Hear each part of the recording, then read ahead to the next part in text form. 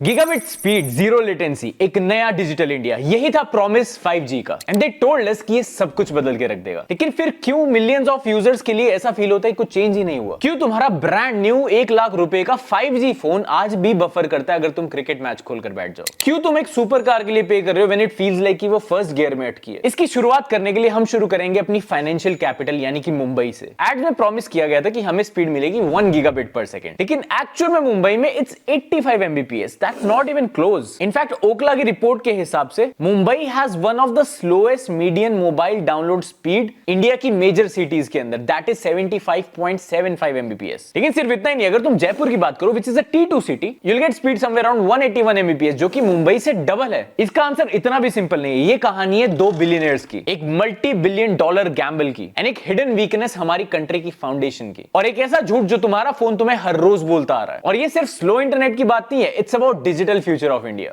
ये समझने के लिए कि 5G इतना खराब क्यों चलता है, तुम्हें उसके पीछे की सिविल वॉर को समझना पड़ेगा जो कि लड़ी जा रही है इंडिया के इंटरनेट को कंट्रोल करने के लिए। ये कहानी है दो नेटवर्क्स की, जियो वर्सेस एयरटेल। जब 5G इंडिया में आया, इन दो नेटवर्क्स को, रिलायंस जियो एंड भारती एयरटेल, इन दोनों को एक चॉइस करनी पड़ी। एक $1 ट्रिलियन का डिसीजन जो कि नेक्स्ट डेकेड की कनेक्टिविटी डिफाइन करेगा, और दोनों ने कंप्लीटली डिफरेंट पाथ चूज किए। जियो कंप्लीटली इसके अंदर घुस गया, उन्होंने इसे बुलाया ट्रू 5G। वो एक स्टैंड अलोन नेटवर्क बिल्ड करना चाहते थे। इसे ऐसे इमेजिन करके देखो कि जियो एक 8 लेन का सुपर हाईवे बनाना चाहते हैं, लेकिन सिर्फ 5G ट्रैफिक के लिए। अब ये है बहुत महंगा, इसे बहुत टाइम लगेगा बिल्ड करने में, लेकिन थ्योरी के हिसाब से ये एक्चुअली 5G का ट्रू पोटेंशियल अनलॉक कर देगा। और सिर्फ स्पीड नहीं, लेकिन अल्ट्रा लो लेटेंसी भी, यानी कि नियर इंस्टेंट रिस्पांस जो कि चाहिए होता है remote surgeries and self driving cars के लिए। और दूसरी तरफ एयरटेल ने एकदम स्मार्ट मूव खेला, या फिर तुम इसे सेफ मूव बुला सकते हो डिपेंडिंग ऑन तुम्हारा नजरिया के इसको देखने का। उन्होंने चूज किया एक नॉन स्टैंड अलोन आर्किटेक्चर अपने 5G प्लस नेटवर्क के लिए। एयरटेल की अप्रोच वाज लाइक अपने ऑलरेडी बिल्ट 4G हाईवे में एक फास्टर लेन ऐड कर देना। अब ये सस्ता है और तुम इसे बहुत जल्दी रोल आउट कर सकते हो अक्रॉस द कंट्री, क्योंकि existing 4G core infra use करता है एज इट्स बैकबोन। बट यहां पर एक कैच है, सारा का सारा ट्रैफिक इवन की 5G पुराने 4G के इंटरचेंजेस एंड टोल बूथ्स के थ्रू जाना पड़ेगा। अब ये फंडामेंटली नेटवर्क को लिमिट करता है। ये तुम्हें 4G से ज्यादा स्पीड तो दे सकता है, बट वो जो ट्रू लो लेटेंसी वाला प्रॉमिस है 5G का, वो कभी अचीव नहीं कर सकता। सो जियो ने बेट किया फ्यूचर प्रूफ लेकिन एक्सपेंसिव प्योर 5G नेटवर्क पर, और एयरटेल ने बेट किया कॉस्ट इफेक्टिव फॉर्मूला जिसके थ्रू 5G लोगों तक जल्दी पहुंचाया जा सके। सो लॉजिकली जियो सुपीरियर टेक यूज करता है, तो यूजर्स को बेटर एक्सपीरियंस मिलना चाहिए, राइट? वेल, यही वो पॉइंट है जहां पर ये स्टोरी एकदम ट्विस्ट ले लेती है। अक्टूबर 2024 की ओपन सिग्नल की latest mobile network experience report के हिसाब से Airtel is the winner across all 5G experience categories, जिसके अंदर आती है 5G download speed, 5G upload speed and even की 5G वीडियो एक्सपीरियंस। अब ये बहुत बड़ी बात है कि जियो के टेक्नोलॉजिकली सुपीरियर आर्किटेक्चर के बाद भी एयरटेल का जो कॉम्प्रोमाइज नेटवर्क है वो आज की डेट में यूजर्स को better and more consistent experience provide कर रहा है डे टू डे चीजों में जो हम मोबाइल फोन में करते हैं, जैसे कि वॉचिंग वीडियोस। अब ये पूरी चीज को रिफ्रेम कर देता है, मैटर ही नहीं करता कि ऑन पेपर कौन सा टेक बेटर लग रहा है, it's all about execution now. So अगर एयरटेल का compromise network better experience deliver कर रहा है, तो क्या जियो ने अपने tens of thousands of crore waste कर दिए ऐसे टेक पे जो मैटर ही नहीं करता? अब ये राज छुपा है इंडिया की हिस्ट्री के बिगेस्ट ऑक्शन में। अगस्त 2022 में इंडियन गवर्नमेंट ने एक ऑक्शन कराया, और ये कोई रियल एस्टेट या आर्ट के लिए नहीं था, ये था एक इनविजिबल चीज के लिए जो कि गोल्ड से भी ज्यादा वैल्यूएबल है, व्हिच इज स्पेक्ट्रम। ये वो रेडियो फ्रीक्वेंसीज है जो तुम्हारी कॉल्स, मैसेजेस, पूरी की पूरी डिजिटल लाइफ कैरी करती है, और इसका फाइनल बिल था 1.5 लाख करोड़ इंडियन रुपीस। और इसके अंदर रिलायंस जियो जो है सबसे बड़ा स्पेंडर है विद 88,078 करोड़, जो कि डबल है जितना एयरटेल ने स्पेंड किया, व्हिच इज 43,084 करोड़। बट तुम कितना स्पेंड कर रहे हो ये मैटर नहीं करता है, तुम किस चीज पर स्पेंड कर रहे हो ये मैटर करता है। अब तुम्हें इस चीज को समझने के लिए समझना पड़ेगा कि सारे स्पेक्ट्रम्स इक्वली क्रिएट नहीं होते हैं। ऐसे समझ के देखो कि एक होता है लो band spectrum which is 700 megahertz band. ये एक चौड़ी लेकिन स्लो मूविंग नदी की तरह है। अब ये बहुत दूर तक जा सकती है, बिल्डिंग्स, वॉल्स, एलिवेटर्स सबके थ्रू बहुत अच्छी कवरेज दे सकती है, लेकिन बहुत ज्यादा डेटा लेकर नहीं जा सकती, सो इसे स्लो जाना पड़ता है। फिर आता है mid band spectrum which is 3300 megahertz band. अब इसको समझो फास्ट फ्लोइंग कैनाल की तरह, ये एक बैलेंस है high speed and decent coverage में। फिर आता है हाई बैंड स्पेक्ट्रम, ये करता है भाई मल्टी गीगाबिट स्पीड, लेकिन इसका नेटवर्क बहुत फ्रेजाइल होता है, बहुत इजीली टूट जाता है, ये बहुत दूर तक नहीं जा सकता एंड कुछ भी इसे ब्लॉक कर सकता है, इवन की एक पत्ता भी। हम देखेंगे कि जियो ने इसमें से क्या खरीदा। उनके 88,000 करोड़ की स्पेंडिंग में से 39,270 करोड़ उन्होंने एक चीज पर खर्चा, which was low band spectrum. और ये इकलौता ऑपरेटर था इसे खरीदने वाला। एयरटेल ने पब्लिकली बोल दिया हमें इतना एक्सपेंसिव बैंड नहीं चाहिए, एंड रीजन दिया कि एक तो पावर बहुत खाता है और जो उनका एग्जिस्टिंग मिड बैंड है वो बहुत अच्छा चलता है। और ये था जियो का मास्टर स्ट्रोक।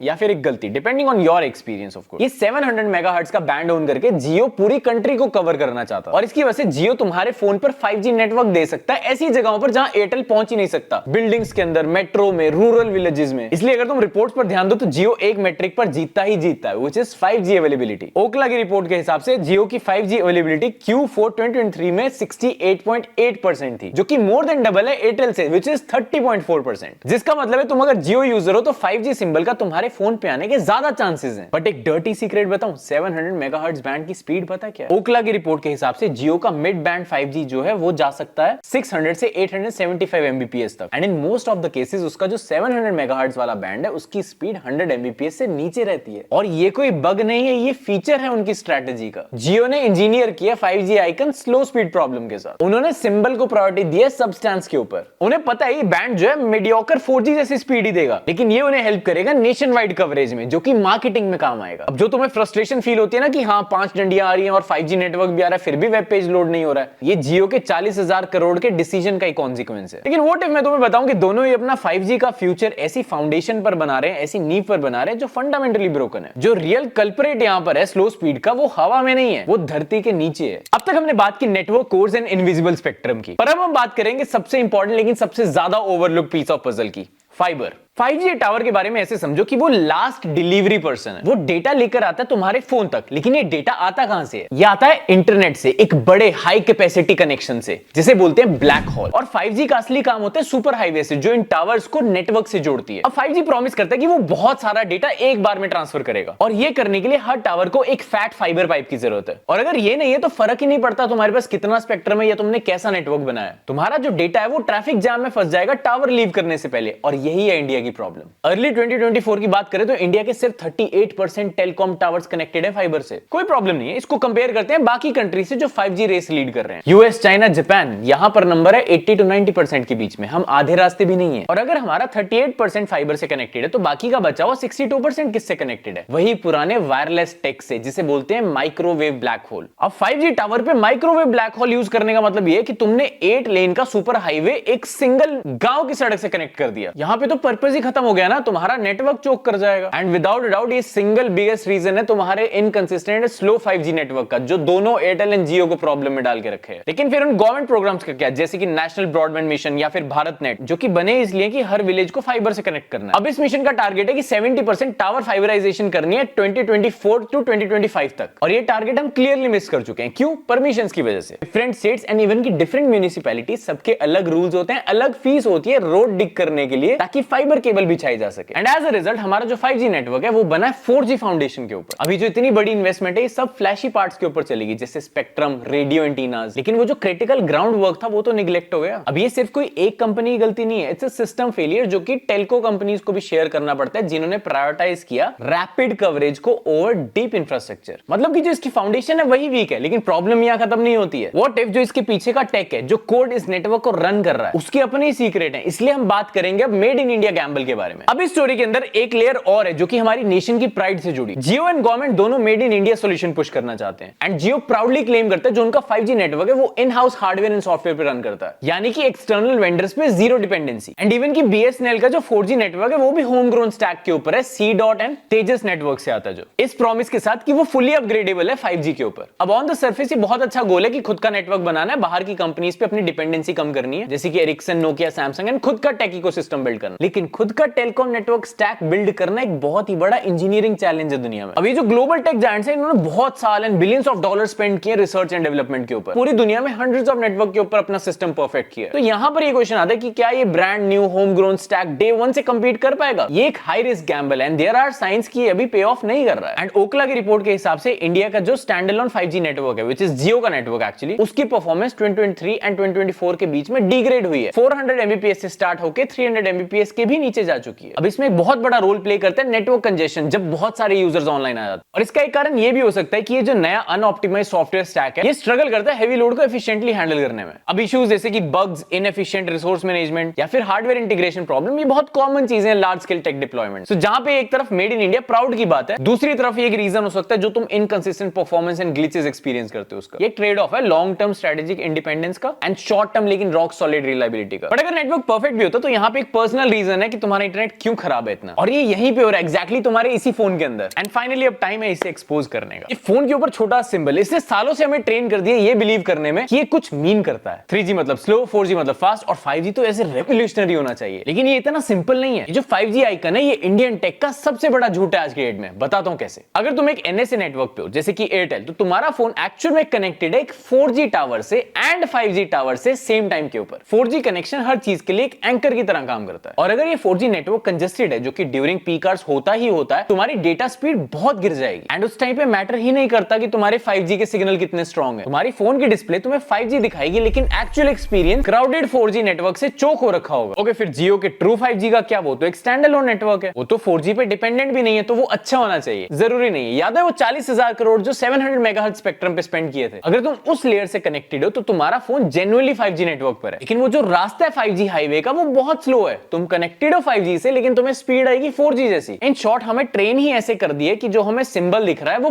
परफॉर्मेंस की गारंटी है, लेकिन 5G मॉडल में ऐसा कुछ नहीं है। 5G के आइकन की वैल्यू गिर गई है, उसका मतलब फास्ट तो है ही नहीं। उसका मतलब है कि तुम्हारा फोन 5G सिग्नल्स कैच कर पा रहा है, दैट्स इट। वो एक कनेक्टिविटी इंडिकेटर है, परफॉर्मेंस गारंटी नहीं है। और टेलकोस का क्या? वो तो ट्रांसपेरेंट है भी नहीं इस चीज के बारे में, क्योंकि उन्हें पर्दा हेल्प करता है ये क्लेम करने में कि हमारा 5G नेटवर्क तो भाई फैला हुआ है ऐसे ऐसे एरियाज में जहां पे परफॉर्मेंस का नामो निशान नहीं है। तो उन्होंने बिलियन स्पेंड कर दिए नेटवर्क के ऊपर, 2 अलग अलग तरह के नेटवर्क भी बना दिए, लेकिन फाउंडेशन इतनी वीक है। और इतना कुछ ऐसी सर्विस के लिए जो कि हम में से बहुत से लोगों को 4G से थोड़ी सी बेटर लगती है। और यहां पर सोचने वाली बात यह है कि 5G एक्चुअल में है किसके लिए, और तुम्हें आंसर सरप्राइज कर सकता है, ये तुम लोगों के लिए नहीं है। मार्केटिंग ने हमें बेचा कि तुम मूवीज को डाउनलोड कर सकते हो सेकंड्स के अंदर, बट रियलिटी है कि जो ट्रिलियंस ऑफ रुपीस इन्वेस्ट हो रहे हैं 5G टेक्नोलॉजी के अंदर, ये तुम्हारा इंस्टाग्राम फीड तेज करने के लिए नहीं है। रियल कस्टमर 5G का एवरेज पर्सन तो है ही नहीं, वो है इंडस्ट्री। 5G टेक जो डिजाइन हुआ है वो 3 गोल्स को ध्यान में रख के डिजाइन हुआ है। First is enhance mobile broadband, EMBB, मतलब कि हम लोगों के लिए तेज स्पीड। बट जो बाकी के 2 गोल्स हैं वो है real revolution, ultra reliable low latency communication and massive machine type communication. बहुत जार्गन हो गया, बट इसका मतलब यही कनेक्शन इतना रिस्पॉन्सिव है कि ये factory, smart city and millions of sensors को एक साथ कनेक्ट कर सकता है। यहां पे है असली पैसा, जैसे कि फिक्स्ड वायरलेस एक्सेस, FWA। यहां पर आते हैं Jio air fibre and Airtel Xstream air fibre. ये यूज करते हैं 5G नेटवर्क घरों एंड ऑफिसेस तक फाइबर जैसी ब्रॉडबैंड स्पीड पहुंचाने के लिए। जो ट्रेडिशनल वायर्ड ब्रॉडबैंड होते थे उसका मॉडर्न वर्जन है, जहां पे केबल्स नहीं बिछाई जा सकती, वहां काम आता है। फिर आते हैं प्राइवेट 5G नेटवर्क। इमेजिन करो एक बड़ी सी फैक्ट्री टाटा मोटर्स की या फिर अडानी के पोर्ट, वो अब खुद का private secure super fast 5G network बना सकते हैं अपनी ही जगह पर, और ये हेल्प करेगा उन्हें ऑटोमेटेड रोबोट्स रन करने में, रियल टाइम क्वालिटी चेक्स करने में using AI and augmented reality use करके टेक्नीशियन गाइड्स दूसरी कंट्री में जो बैठे हैं उनसे रियल टाइम एक्सेस लेने के लिए। एंड ये कोई साइंस फिक्शन नहीं, ये हो रहा है, और ये तो सिर्फ शुरुआत है। Smart agriculture with soil sensors, drone to increase crop yield, smart cities जो ट्रैफिक एंड एनर्जी मेंटेन करे रियल टाइम में, टेलीमेडिसिन जिसके थ्रू रिमोट सर्जरीज हो सकती हैं। ये जो nation wide consumer 5G network तुम देख रहे हो, जो हम लोग यूज करते हैं, जिसके लिए हम लोग पे कर रहे हैं, that's a major test bed जो कि इंफ्रा की बैकबोन बना रहा है। टेलको कंपनीज हमारा मंथली बिल यूज करके एक ऐसा नेटवर्क बना रही है जिसका मोस्ट वैल्यूएबल फीचर है लो लेटेंसी और नेटवर्क स्लाइसिंग, जो बना ही कॉर्पोरेशंस के लिए, हमारे लिए नहीं। लेकिन ये जो नेटवर्क बन रहा है इसे हम सब्सिडाइज कर रहे हैं, जो लेटर ऑन बड़ी बड़ी एंटरप्राइजेस को बेचा जाएगा। सो 5G जनरली हमारे लिए नहीं है, लेकिन हम फिर भी उसके लिए पे कर रहे हैं, और ये बहुत ज्यादा एक्सपेंसिव भी होने वाला है। अभी वो जानने के लिए तुम्हें थोड़ा सा टेलको कम्युनिकेशन की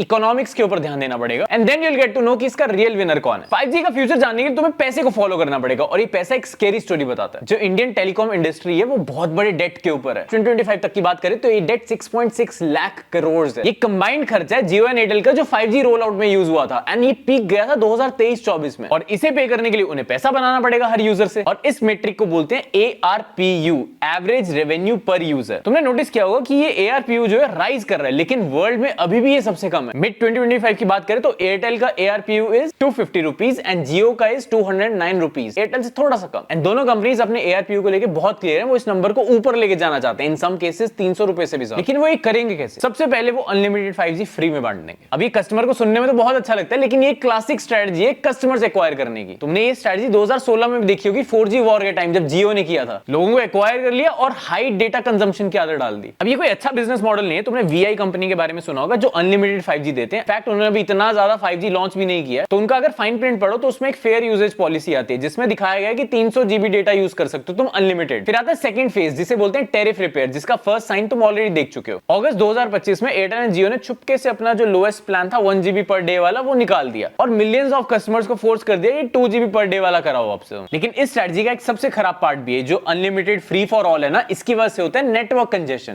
जिसकी वजह से वो इकलौती प्रॉब्लम हो रही है जो हम फेस कर रहे हैं, विच इज स्लो स्पीड। और टेल्को कंपनीज के लिए परफेक्ट बहाना है ये फ्री राइड खत्म करने का। और ये जो पुअर परफॉर्मेंस है ये बग नहीं है, ये फीचर है जो नेक्स्ट आने वाला है उसकी जस्टिफिकेशन है, ये जिसे बोलते हैं टियर्ड प्राइसिंग। बहुत जल्दी तुम्हें नए प्लान्स देखने को मिलेंगे, एक standard 5G plan data cap के साथ, एक प्रीमियम 5G या फिर 5G प्रो जो कि गारंटी करेगा कि तुम्हें हाई स्पीड मिलेगी हाई प्राइस के लिए। अब जिस प्रॉब्लम की वजह से कंजेशन हुई है वही सॉल्यूशन बनेगा इनकी रेवेन्यू प्रॉब्लम का। कंपनीज का एम है हमसे ज्यादा पैसा लेना जो उन्होंने प्रॉमिस किया था कि तुम्हें पहले ही मिल रहा है, विच इज 5G लेकिन हाई स्पीड के साथ। तो बेसिकली फ्री राइड खत्म हो चुकी है, प्राइस हाइक्स आने वाले हैं, एंड इस सब के बाद एज अ कस्टमर हम कहां स्टैंड करते हैं, फाइनल ट्रूथ क्या 5G का। सो फाइनली किसे ब्लेम करना चाहिए स्लो 5G नेटवर्क के लिए? देखो कोई यहां पर सिंगल विलेन नहीं है, ये एक शेयर्ड ब्लेम है। टेल्कोस को ब्लेम करो मार्केटिंग कैंपेन्स के जहां पे उन्होंने रेवोल्यूशन प्रॉमिस करके एवोल्यूशन पकड़ा दी। प्रायोरिटाइज किया इसे फटाफट रोल आउट्स करना instead of building proper infrastructure. Second blame national infrastructure के ऊपर नो सिस्टमैटिक प्लानिंग की वजह से। थर्ड ब्लेम गवर्नमेंट पॉलिसीज जिन्होंने इतना हाई प्राइस सेट कर दिया स्पेक्ट्रम का जिसकी वजह से टेल्को कंपनीज इतना डेट में चली गई। ऑफ कोर्स प्राइस कहां से लेंगी वो हमसे। एंड फाइनली थोड़ा सा ब्लेम